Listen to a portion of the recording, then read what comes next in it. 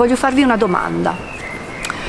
Se voi dovete pensare a un luogo in cui rifugiarvi, per staccare un momento, per prendervi una pausa,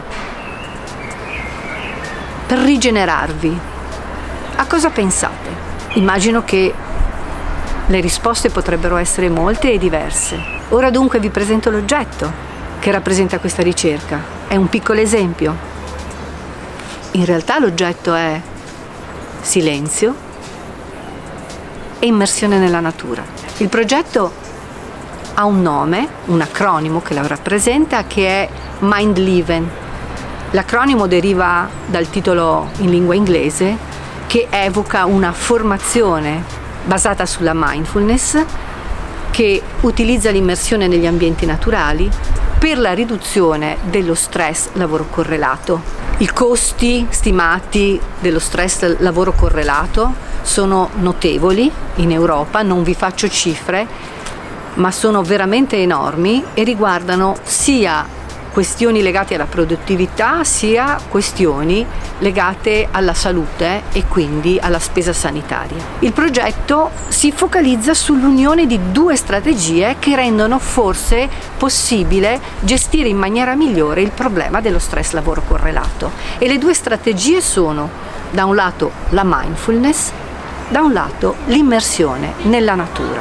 La mindfulness ha un impatto positivo sulle persone, perché incrementa il loro benessere, perché incrementa la qualità delle loro prestazioni e anche delle prestazioni lavorative, migliora la soddisfazione al lavoro, migliora le relazioni tra le persone. Anche la natura sappiamo avere un ruolo positivo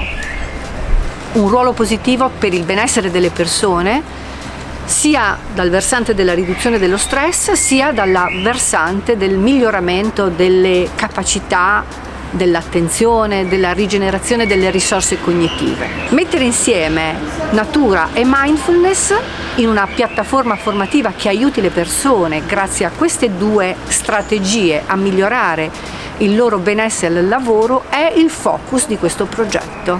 Ora siamo nella fase cruciale del progetto, la seconda fase, che è quella che prevede la costruzione di questa piattaforma formativa online e di una app per smartphone che conducano attraverso delle tappe e dei piccoli moduli allo sviluppo di una capacità mindfulness con il supporto dell'immersione nella natura, meglio se reale, ma in alternativa virtuale, proprio per la gestione dei problemi dello stress al lavoro. La terza fase del progetto, che sarà anche quella conclusiva, prevede la stesura di alcune linee guida su questi temi e di un piccolo documento con raccomandazioni pratiche che possono essere utilizzate dai portatori di interesse. La ricerca continua all'Università di Verona.